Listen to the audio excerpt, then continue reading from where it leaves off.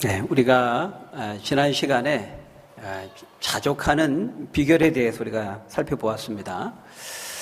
물질과 돈에 대한 성도의 바른 자세와 관점이 뭐라는 거예요? 바로 자족하는 것이다 라는 거였습니다. 내가 어떤 형편에 처하든지 하나님께 주어진, 나에게 주신 그 물질과 소유에 대해서 감사하고, 나에게 주신 내가 지금 처해 있는 삶의 형편과 상황에 대해서 먼저 감사하고 만족하고 하는 것, 바로 그것이 이 자족하는 비결의 시작이다라는 것을 우리가 살펴보았습니다. 그래서 하나님을 믿는 성도에게는 이 세상 사람들이 가지고 있지 않는 바로 이 비결을 가지고 있어야 된다는 것이었고요. 그리고 그 비결은 그냥 성도가 되면 자동적으로 되는 것이 아니라 훈련과 과정을 통해서 배워야 되는 것이다 라는 거였습니다. 그래서 사도는 계속해서 내가 자족하는 비결을 배웠다 이것을 반복적으로 말했던 것이죠. 오늘은 그 연장선에서 우리가 그렇게 자족할 수 있는 그 능력의 비결이 무엇인가, 그 능력이 어디에 있는가, 그러니까 누구의 힘으로 우리는 자족할 수 있고 무슨 힘으로 자족할 수 있느냐 하는 것이죠. 우리가 읽었던 오늘 본문 13절 말씀을 중심으로 우리가 오늘 좀 살펴보려고 하는데요. 13절을 통해 보니까 그 자족하는 능력의 비결에 대해서 우리에게 말씀합니다. 자, 누구의 힘으로, 무슨 힘으로 우리는 자족할 수 있는가? 우리 13절, 우리 읽었던 말씀 다시 한번 같이 읽어볼까요? 시작. 내게 능력 주시는 자 안에서 내가 모든 것을 할 수 있느니라. 여러분, 그 자족할 수 있는 능력의 비결이 뭐라는 거예요? 내게 능력 주시는 자 안에 있을 때, 그렇게 말하고 있어요. 우리가 이 빌립보서 4장 13절의 말씀, 우리에게 너무 익숙한 말씀이죠.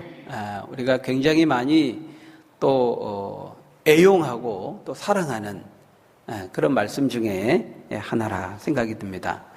저도 제가 이제 재수를 했는데요. 대입 시험에 이제 재수하면서 이 성경 구절을 제 책상에 이렇게 붙여놓고 공부했던 기억이 있습니다. 그때는 뭐 이 말씀이 이제 어떤 말씀인지 잘 이제 깊이 알지도 못한 채 어쨌든 이제 내가 모든 것을 할 수 있느니라. 이게 굉장히 그 위로가 되고 도전이 되고 마음에 와 닿더라고요. 그래서 이제 제 책상에 올려놓고 공부를 했던 기억이 있는데요. 그런 점에서 굉장히 이 말씀을 많이 또 이용하고 또 애용하는 말씀임과 동시에 그런 만큼 또 이 본문 말씀을 통해서 그 말씀하고자 하는 그 말씀의 진정한 의미를 모른 채 또 많이 사용하는 만큼 또 오용하고 남용하는 그런 대표적인 말씀 가운데 하나다, 이런 생각이 듭니다. 우리는 이제 항상 하나님의 말씀을 대할 때요, 그 구절 말씀만 쏙 빼가지고 그 말씀만 쏙 빼가지고 내가 생각하는 대로, 내가 원하는 대로 그 말씀을 사용하거나 이용하거나 이제 요리하면 안 되는 것이죠. 항상 우리가 하나님의 그 말씀을 잘 이해하기 위해서는 그 구절은 문맥을 형성한다는 거예요. 문단을 구성하고 문맥을 형성하기 때문에 항상 그 문맥을 떠나서 성경 구절을 보면 안 되는 겁니다. 그래서 항상 그 문맥 속에서 그 말씀 구절을 봐야 하고 이해해야 되는 것이죠.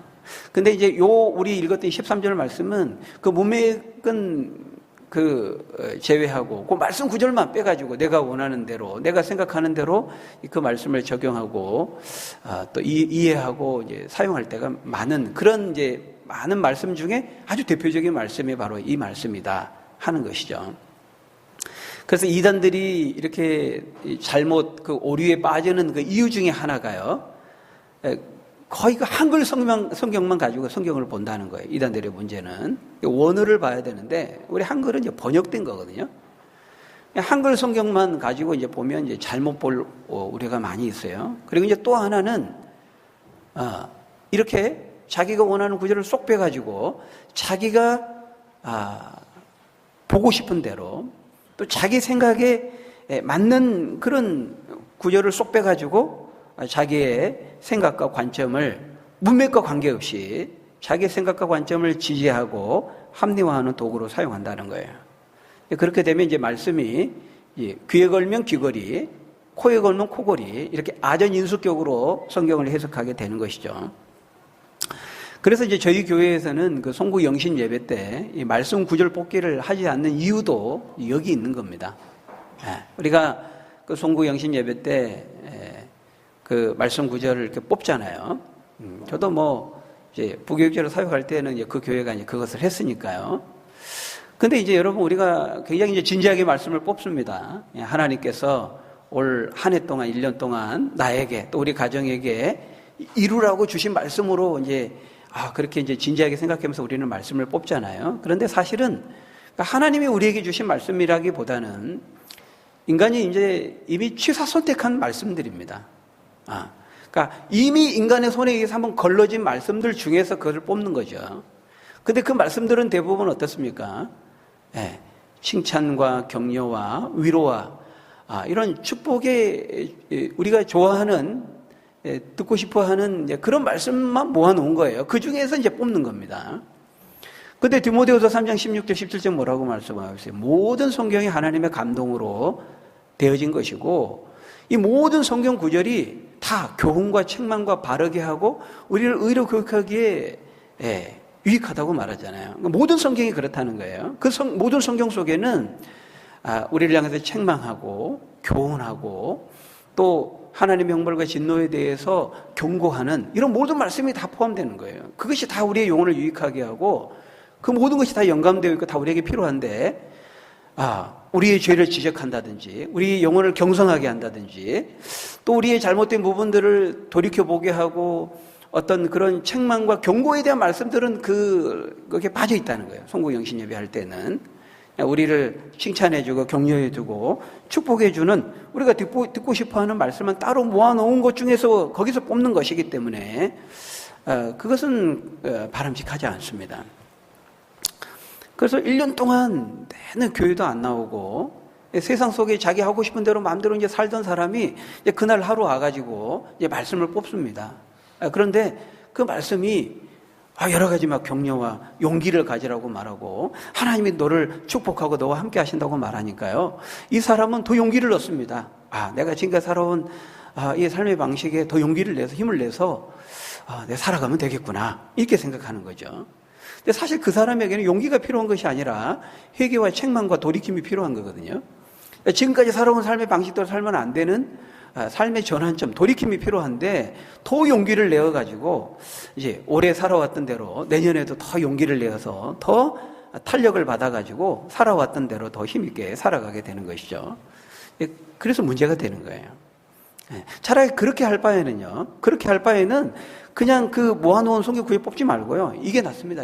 요게 낫습니다. 차라리 그게 나아요. 그러면은 더 이제 그렇게 할 때 또 사람들이 신비롭게 생각하잖아요. 그죠? 우리들은 한 큐에 뭔가 대박을 터뜨리는 말씀 받는 거, 이런 걸 우리는 꿈꿔요. 그죠? 우리가 이 성경 전체를 다 읽어가면서 고뇌하면서 고민하면서 시간을 들여가면서 수고를 하면서 이 성경 말씀을 또 하나님의 뜻을 깨닫는 데는 힘들어요. 그죠?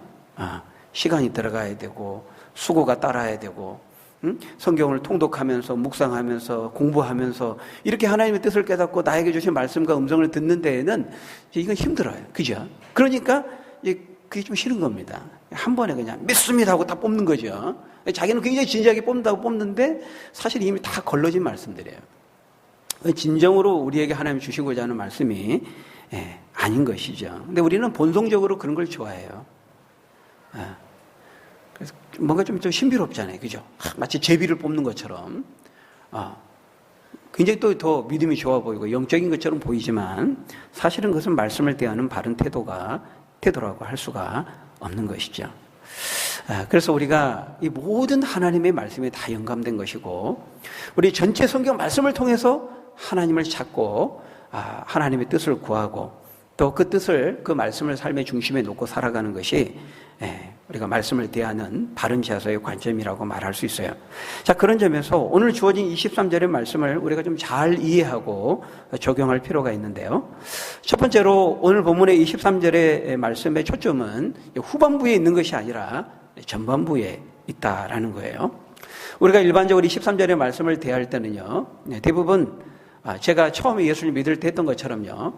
예, 말씀의 초점을 어디에 둡니까? 이제 후반부에 둡니다. 예, 후반부에. 거기에 강조점을 둬요. 내가 모든 것을 할 수 있느니라. 여기에 강조점을 두고 여기에 초점을 둔다는 거예요. 그러나 사실 13절에 말씀의 초점은 전반부에 있습니다. 예, 전반부가 중요해요. 이 전반부가 이루어진 한에서, 이 전반부가 이루어진다는 조건 하에서 이제 후반부로 내가 모든 것을 할 수 있느냐, 이쪽으로 이제 나아갈 수가 있는 것이죠. 지금 사도 바울은 뭘 말하냐면요. 자신이 풍부에 처하든 비천에 처하든 가난과 궁핍에 처하든 어떤 상황 가운데서 일체의 비결을 배울 수 있었던 그 능력의 비결은 사도 바울 자신에게 있었던 것이 아니라는 것을 말하고 있어요. 바울이 그렇게 자족하게 어려운 환경과 여건 가운데서도 그렇게 할 수 있었던 비결은 뭐라는 거예요? 자신에게 능력 주시는 그분으로 말미암아서, 자신에게 능력 주시는 자 안에서, 능력 주시는 그 주님으로 말미암아서 그것이 가능하게 되었다, 이렇게 말하고 있는 것이죠. 근데 대부분의 사람들은 이 말씀의 초점을 전반부에 두기보다는 이제 후반부에 두어서요, 하나님께 초점을 맞추기보다는 이제 사람 자기 자신에게 초점을 맞춘다는 거예요. 전반부는 내게 능력 주시는 자 안에서, 이 부분은 얼른 건너뛰고 후반부, 나는 모든 것을 할 수 있다, 여기에 바로 나아가는 것이죠. 나는 할 수 있어. 나는 할 수 있어. I can do it. I can do everything. 나는 모든 것을 할 수 있어. 내 사전에 불가능한 것은 없어. 그렇게 마치 주문을 외우듯이 내가 원하는 것은 무엇이든지 다 할 수 있다고 하는, 앞뒤 따져보지 않고 무조건 내가 원하는 것을 이루기 위해서 바로 이 말씀을 들이대면서 불도우조식으로 밀어붙이는데 이제 이 말씀을 사용할 때가 많아요. 그러나 여러분, 이 말씀은 근본적으로 사람의 능력을 강조하고 사람의 능력을 높이는 그런 말씀이 아니에요. 내 사전에 불가능한 것은 없다라고 하는 그런 식의 어떤 사람의 힘과 능력과 의지를 부추기는 말씀이 아니라는 거예요. 내게 능력 주시는 자 안에서 요걸 빼면 안 돼요. 같이 읽어야 돼요. 내가 모든 걸 할 수 있느니라, 요것만 보면 안 되고, 내게 능력 주시는 자 안에서 내가 모든 것을 할 수 있느니라, 같이 읽어야 된다는 것입니다. 근데 어떤 사람들은 마치 이 말씀 구절이 세상에서 가르치는 그런 긍정적인 사고방식, 적극적인 사고방식을 가르치는 말씀인 것처럼 주장하는 사람들이 있어요. 근데 여러분, 나는 할 수 있어. 나는 할 수 있어. 용기를 내. 너 할 수 있어. 이 말은 세상 어디에서나 들을 수 있는 말입니다. 세상은 항상 그걸 말하죠. 힘을 내. 좌절하지 마. 너 할 수 있어. 나는 할 수 있어. 용기를 내. 세상 어디에서나 우리가 들을 수 있는 말이에요. 근데 이 지금 13절의 말씀을 그런 류의 말씀으로 생각한다는 거예요. 사람들이. 그게 아니라는 겁니다. 이 말씀은 그렇게 자기 자신의 용기를 북돋우면서 자기 자신이 가지고 있는 힘과 잠재력을 막 강조하면서 자기 자신을 향해서 체면을 걸라고 말하는 긍정적인 적극적인 사고방식을 가지고 살아, 단순히 이것을 말하는 그런 말씀이 아니라는 거예요. 여러분, 성경은 결코 그 세상적인 방식으로 용기를 가지라고 말하지 않아요. 그러니까 하나님께서 오늘 본문을 통해 말씀하는 것은 어떤 세상적인 방식의 어떤 그런 마인드 컨트롤, 적극적인 사고방식을 가지려는 어떤 심리적인 어떤 긍정주의, 자기 체면을 거는 그런 것이 아니라는 거예요. 먼저 하나님으로부터 이 능력을 받기 위해서는 그 사람이 내게 능력 주시는 자 안에 있어야 된다는 거예요. 내게 능력 주시는 자 안에 있을 때에만 우리는 내가 모든 것을 할 수 있다, 이렇게 말하고 있다는 것이죠. 그러니까 능력 주시는 분이 하나님이라는 거예요. 하나님이 능력을 주셔야만, 그분 안에 있어야만 내가 모든 것을 할 수 있는 것이지, 이 전반부 없이 내가 모든 것을 할 수 있고 인간의 힘과 능력이, 의지가 모든 것을 할 수 있다, 내 사전에 불가능한 것은 없다, 그런 식의 말씀이 절대로 아니라는 것이죠. 먼저 그 사람이 예수님을 믿고 회심함으로, 중생하고 거듭남으로 주님 안에 거하여야 하고 예수 그리스도 안에 속해야 한다는 거예요. 그래야 하나님이 주신 그 능력을 통해서 그리스도 안에서 우리가 어떤 상황이든지 이기고 모든 것을 할 수 있다, 이렇게 말하고 있는 것이죠. 그러니까 지금 하나님은 누구를 향해서 말하고 있는 거예요? 그리스도 예수 안에 있는 자들을 향해서 말하고 있는 것이죠. 그것 없이 그냥 세상 심리학에서 가르치는 대로 너는 할 수 있어. 응? 나는 할 수 있어. 자기 체면을 걸면서 긍정적인 사고방식을 가지고 마치 자신을 향해 주문을 외우듯이 그렇게 자기 자신 속에 있는 잠자는 또 다른 나를 일깨워서 자기 자신의 잠재력을 불러일으키고 하면 어떤 것도 못할 것이 없고 불가능은 없다고 하는 그런 인간의 의지와 능력에 호소하는 말씀이 아니라 하는 것입니다. 절대로 그런 것은 성경적인 것이 아닙니다. 이교적인 거예요. 어떤 점에서 뉴에이지 사상에 가까운 것입니다. 그런데도 분별하지 않고 이 13절의 말씀이 마치 이 세상에서 통용되는 그런 긍정주의적인 사고방식, 적극적인 사고방식을 가르치는 말씀쯤으로 가르치는 사람들이 있다는 것이죠. 그 대표적인 사람이 누구냐면요, 조엘 오스틴 같은 그런 사람입니다. 조엘 오스틴이 썼던 그 베스트셀러 있죠, 긍정의 힘. 많은 사람들이 한동안 우리나라에 완전히 베스트셀러가 되고 열풍을 일으켰던, 우리 온 전역을 휩쓸었던 그 베스트셀러가 바로 조엘 오스틴 목사가 쓴 긍정의 힘이라는 책입니다. 그런데 여러분, 그 책은 비성경적인 책입니다. 세상의 심리학과 별로 다를 바가 없는 것이죠. 아마 여기 있는 대부분의 성도들이 그 책을 읽고 상당히 은혜를 받고 용기를 얻었을지 모르겠어요. 그러나 여러분, 그 책은 믿지 않는 사람이나 믿는 사람이나 다 똑같이 읽고 용기를 불러일으키는 책이에요. 근데 여러분, 그 책 어디에도 뭐 예수를 믿어야 한다든지 예수님 안에 거해야 한다든지 예수님을 믿고 회개하고 회심해야 되는데 그런 말이 없습니다. 그것은 조엘 오스틴의 관심사가 아닙니다. 본인 스스로가 그렇게 말합니다. 사람이 예수님을 믿고 회심하고 그런 것은 관심사도 아니고 중요하다고 생각하지도 않죠. 다시 말하면 오늘 본문의 표현대로 말한다면은 그 사람의 내게 능력 주시는 자 안에 있는지 없는지 그것은 별로 중요하지 않다는 거예요. 그저 나는 할 수 있다고 하는 적극적이고 긍정적인 사고방식을 주입해서 내 안에 잠자고 있는, 내 안에 의기소침해 있는, 낙심하고 있는 나의 또 다른 자아를 일깨워서 그 잠재력을 통해서 용기를 가지고 그 자아를 일으켜 깨우면 된다는 거예요. 그게 중요하다는 것이죠. 그러나 여러분, 성경은 중생과 회심과 거듭남을 설교함이 없이 나는 모든 것을 할 수 있다라고 하는 어떤 세상적인 용기를 가지라고 말하지 않아요. 성경은 절대로 그렇게 말하지 않습니다.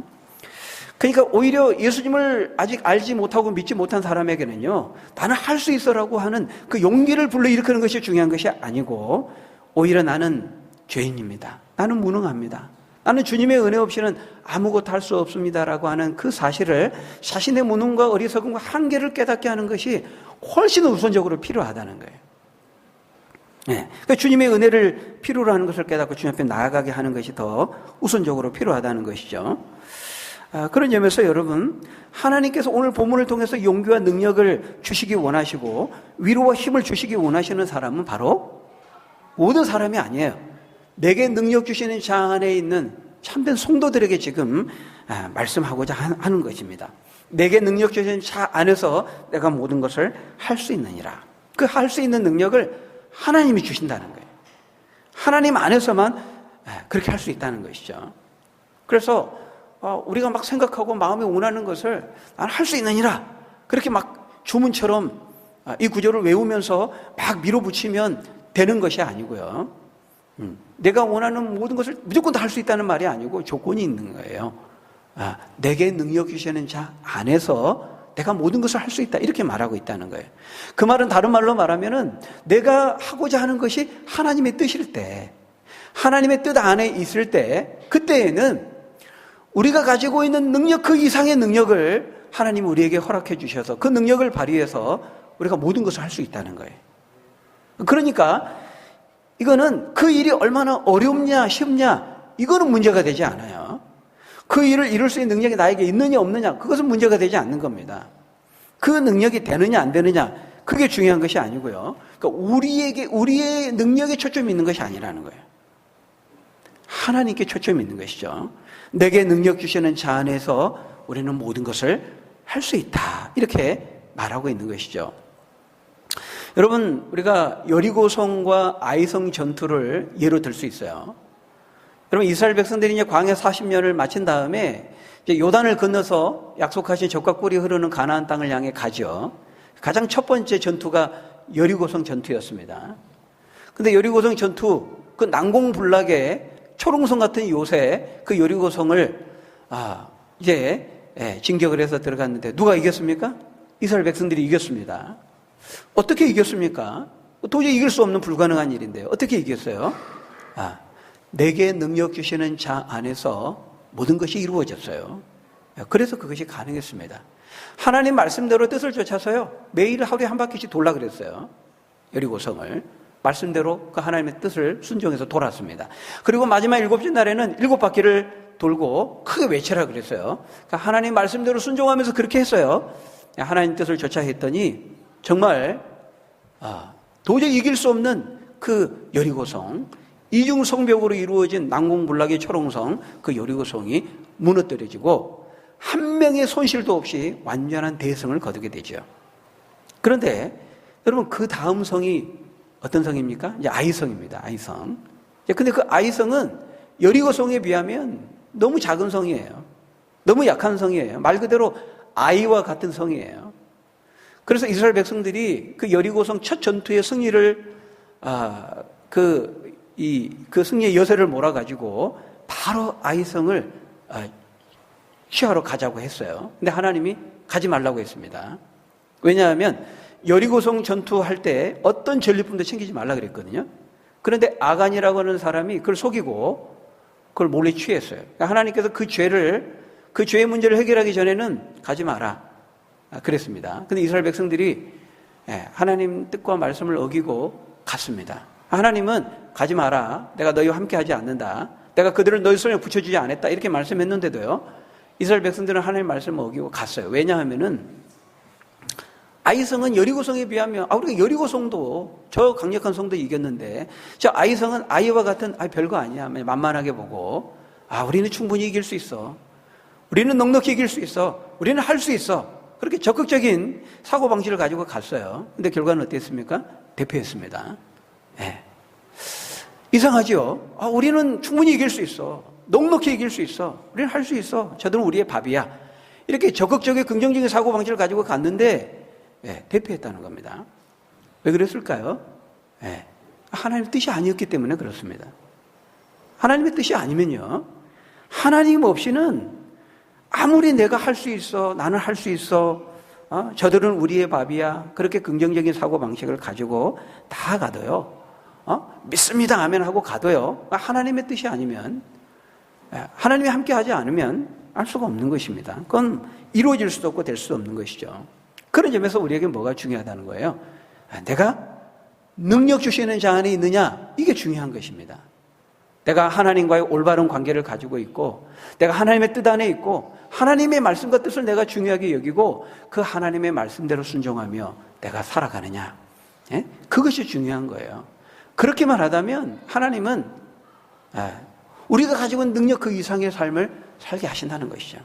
여러분, 여러분의 삶 가운데에서 정말 기적을 맛보고 하나님의 행하심을 목도하고 체험하기를 원한다면 여러분이 가지고 있는 능력 그 이상의 삶을 여러분들이 살고 경험하기를 원한다면 먼저 여러분이 내게 능력 주시는 자 안에 있어야 돼요. 하나님의 말씀과 뜻을 그 무엇보다도 중요하게 여기고 그 말씀을 따라 그 말씀을 삶의 중심에 놓고 순종하며 가야 한다는 것이죠. 그러면 하나님께서 여러분과 함께 하시고 여러분이 가지고 있는 그 능력 이상의 삶을 하시게 하실 것입니다. 그 능력을 체험하고 간증할 수 있는 저희 여러분들이 다 되시기를 예수님의 이름으로 간절히 축원합니다. 또 하나, 예수님을 잘 믿어도 이제 가난할 수 있다는 거예요. 이 12절, 13절의 말씀이 우리에게 그것을 보여주는데요. 우리가 이 13절의 말씀을 잘 이해하기 위해서는 문맥을 놓치면 안 된다 그랬습니다. 이 11절과 그 앞에 있는 12절의 말씀을 같이 읽어야 돼요. 그래서 그 13절에 말하고 있는 내가 모든 것을 할 수 있는 할 때요. 그 모든 것 속에는 가난도 포함이 되는 겁니다. 궁핍과 가난. 앞에서 11절, 12절 그걸 말했잖아요. 가난의 상황에 처한다 할지라도 내가 가난 속에서도 믿음이 흔들리지 않고 믿음을 지키면서 자족할 수 있다는 거예요. 그러니까 그 두 가지 상황, 내가 풍부에 처하든 가난에 처하든 어떤 상황 속에서도 풍부에 처해도 내가 교만하지 않고 하나님을 바라보면서 자족하며 만족하며 살 수 있다는 것이고요. 하나님 그런 능력을 주셨기 때문에, 그러니까 여기 이 모든 것에는 가난도 포함이 된다는 것입니다. 여러분, 이건 우리에게 뭘 가르쳐 줍니까? 성도에게는 가난과 풍부의 그 두 상황이 함께 주어질 수 있다는 거예요. 그러니까 예수님을 잘 믿어도 가난과 그 궁핍의 그 비천의 상황에 처할 수 있다는 거예요, 없다는 거예요? 예수님 잘 믿어도 그럴 수 있다는 겁니다. 네. 그러니까 예수님 잘 믿어도요, 가난에 처하고 궁핍에 처할 수 있다는 거예요. 그런데 그래도 그 성도에게는 문제가 되지 않는다는 거예요. 그 가난의 상황도요, 그 비천과 궁핍의 상황도 문제가 되지 않는다는 거예요. 왜? 주님이 넉넉히 이기고 감당할 수 있는 능력을 주시기 때문에 그건 전혀 문제가 되지 않는다는 것입니다. 지금 그것을 말하고 있어요. 그러니까 우리가 이 예수 잘 믿으면 무조건 부자가 되고 부유한 삶을 살고 이렇게 생각하면 안 됩니다. 내가 모든 걸 살 수 있다. 그 모든 것 속에는 가난도 포함된다는 거예요.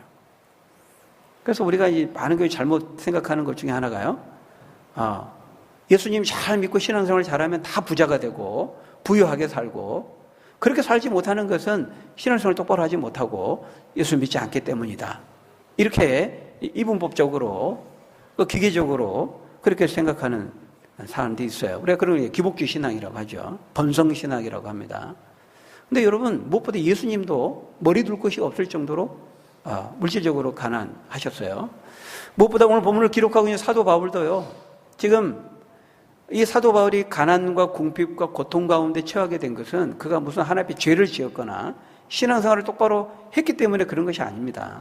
오히려 더 열심히 복음을 위해서 살고 복음에 충실하면서 그렇게 좌로나 우로나 치우치 않고 사는 가운데, 그러다 보니까 주어진 비천과 가난과 궁핍과 이런 고통이었다는 거예요. 고난이었다는 거예요. 시련이었다는 거예요. 그래서 우리가 예수님 잘 믿기만 하면 무조건 부자가 되고 가난한 것은 예수를 믿지 않기 때문이다. 또 신앙생활을 잘하지 못한 결과다. 이렇게 생각하면 안 된다는 거예요. 물론 하나님은 우리가 영혼이 잘됨 같이 범사에 잘 되기를 원하세요. 우리 믿는 사람들이 막 다 재산을 팔고 가난하게 살아야 되고, 노숙자처럼 그렇게 가난하게 살아야 하나님께 영광 돌린다? 성경은 어디에도 그렇게 말씀하지 않습니다. 우리 육신의 부모도 자녀에게 좋은 것을 줄 줄 알거든 하물며 하늘에 계신 너희 천부께서 너에게 좋은 것을 주지 않겠느냐? 더 좋은 것을 주지 않겠느냐 말씀했어요. 물론 그 더 좋은 곳에는 물론 성령이 그 좋은 것의 시작이지만, 그러나 하나님은 우리에게 물질이 필요하면, 돈이 필요하면 얼마든지 부유하고 충만하게 주실 수 있는, 흘러 넘치도록, 후에 흔들어 넘치도록 주시는 분이라고 말하죠. 그런데 여러분, 육신의 부모들도요, 재벌들도 생각이 있는 부모는 자식들에게 원하는 거 다 해주지 않잖아요. 그죠? 물질의 어려움, 또 이런 돈의 그런 그 고달픔을 체험하도록 일부러 훈련시키잖아요. 생각이 있는 부모는. 그런 것처럼 하나님도 부유하시고 다 주실 수 있고 영혼이 잘된 것같이 범사에 잘 되기를 원하시지만, 그러나 필요에 따라서 우리를 훈련하시기 위해서 어떤 경우에는 물질적인 가난과 궁핍과 비천에 처하게 하실 때가 있다는 거예요.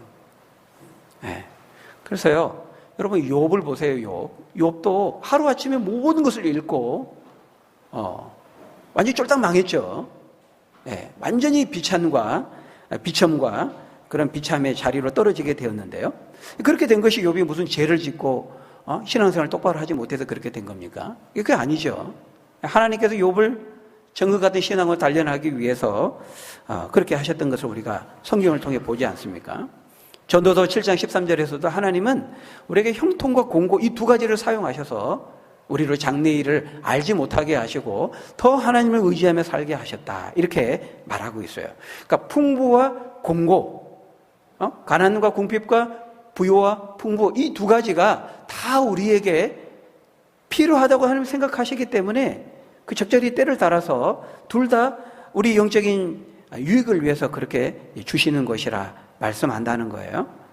그런데 많은 경우에 사람들은 이 물질적인 부여는 하나님의 축복이고 물질적인 어려움이나 가난은 하나님의 저주인 것처럼, 그래서 믿음이 좋으면 하나님의 부자가 되고 믿음이 안 좋으면 하나님의 축복을 못 받아서 가난하게 된다고 마치 그 수학 공식처럼 그렇게 말하는 사람들이 있어요.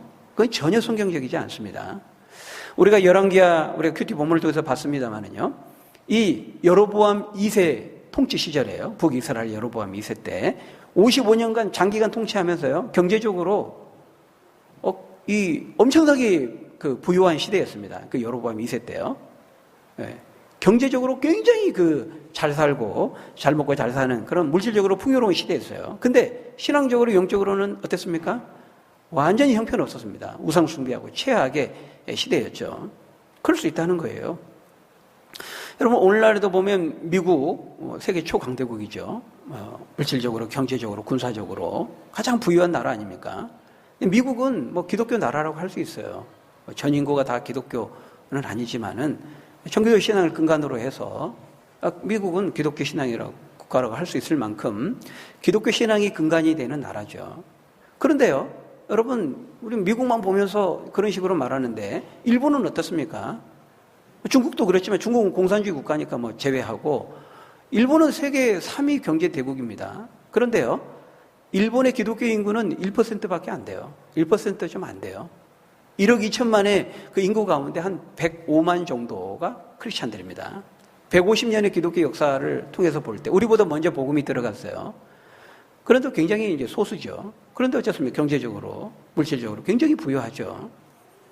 그러니까 예수님 안 믿고 신앙생활 똑바로 하지 못하면 가난하게 되고, 예수님 잘 믿으면 다 부자가 되고, 그래서 부유와 그 부자는 다 하나님이 축복하신 결과다. 이렇게 절대로 봐서는 안 되는 것이죠. 제가 예전에 운전을 하면서 라디오 기독교 방송을 이렇게 듣다가요, 이 설교를 제가 듣게 되었는데 굉장히 충격을 받았습니다. 우리나라의 가장 큰 교회, 가장 유명한 그 목사님이 이제 설교를 했는데요, 그 부자와 나사로의 그 본문을 가지고 설교를 하는데 나사로처럼 살면 안 된다는 거예요. 나사로가 예수님을 믿어서 천국은 갔지만 그게 뭐냐는 겁니다. 그가 살았을 때 예수 믿기는 했지만 똑바로 신앙생활을 하지 않았기 때문에 가난하게 살았다는 거예요. 그렇게 살면 안 된다고 막 설교를 하더라고요. 여러분, 그 본문이 그걸 말하는 겁니까?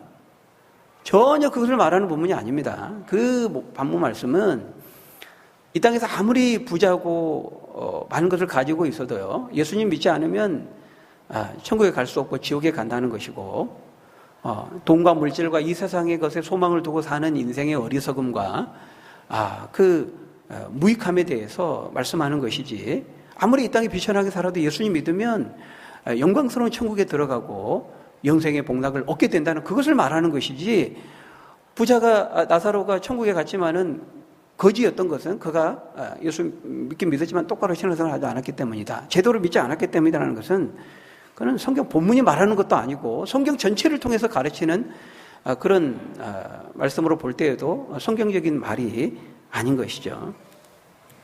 그런데도 막 성도들이 아멘 아멘 하더라고요. 그 방송에 보니까 너무 엉터리인 겁니다.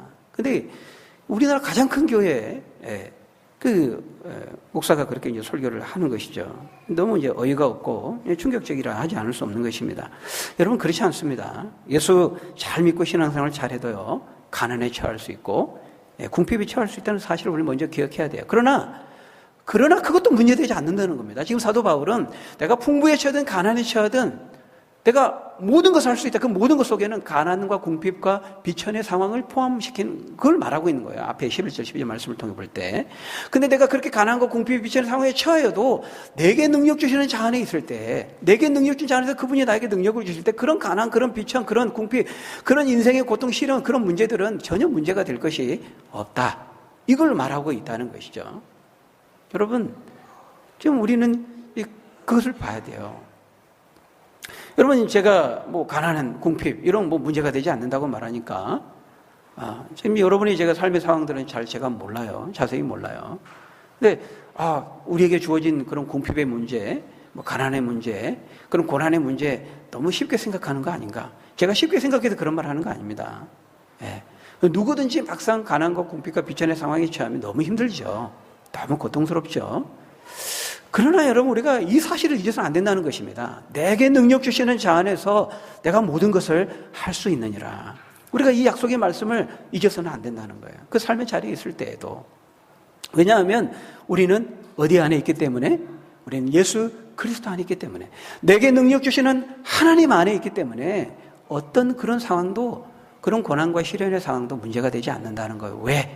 내가 주님 안에 있다는 것은 뭐예요? 주님이 내 안에 계신다는 것을 의미하는 것이죠. 내가 주님 안에 있고 주님이 나와 내 안에 있다는 것은 내가 나와 주님이 하나라는 것이고, 연합되어 있다는 것이고, 그 어떤 것도 끊을 수 없는 주님의 은혜와 사랑으로 결속되어 있다는 거예요.